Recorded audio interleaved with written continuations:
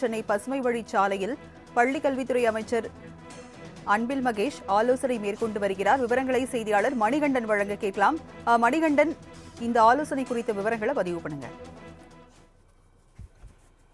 வணக்கம். சென்னை பசுமை வழிச்சாலையில் இருக்கக்கூடிய அமைச்சர் அன்பில் மகேஷ் பொய்யாமொழியின் முகாம் அலுவலகத்துல பள்ளி கல்வித்துறை அதிகாரிகளுடன் முக்கிய ஆலோசனை என்பது நடைபெற்று வருகிறது. இந்த ஆலோசனையில பள்ளி கல்வித்துறை செயலாளர் குமரகுருபரன், பள்ளி கல்வித்துறை இயக்குனர் அறிவொளி, மாதிரி பள்ளிகள் இயக்குனர் சுதன், தொடக்க கல்வித்துறை இயக்குனர் கண்ணப்பன், தமிழ்நாடு பாடநூல் கழக மேலாள் இயக்குனர் கஜலட்சுமி, அரசு தேர்வுகள் துறை இயக்குனர் சேதுவர்மா ஆகியோர் நடைபெற்று வருகிறது. குறிப்பாக 12ஆம் வகுப்பு தேர்வுத்தாள் திருத்தும் பணி நிறைவு பெற்றுள்ள நிலையில் மே 6ஆம் தேதி மாணவர்களுக்கான தேர்வு முடிவுகள் வெளியிடப்பட இருக்கிறது. வரும் கல்வியாண்டில் பள்ளி கல்வித்துறையில் செயல்படுத்த வேண்டிய திட்டங்கள் குறித்தும் ஆலோசனைகள் நடத்தப்பட்டு வருவதாகவும், 10ஆம் வகுப்பு தேர்வுகள் முடிவுகள் வெளியிடுவது குறித்தும், வெயிலின் தாக்கம் அதிகமாக இருக்கும் பட்சத்தில் பள்ளிகளுக்கு விடுமுறை வழங்குவது குறித்தும் ஆலோசிக்கப்படுகிறது.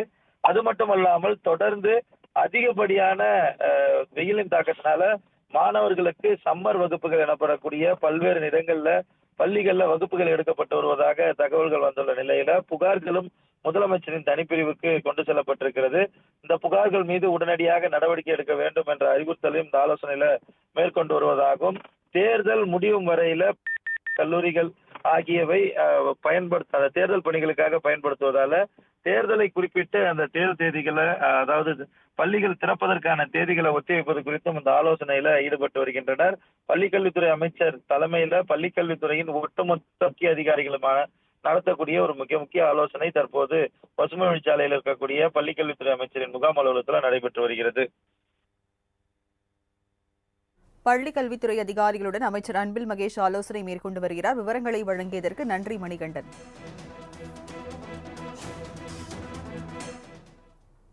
மற்றும் ஒரு அண்மை செய்தியை பார்க்கலாம்.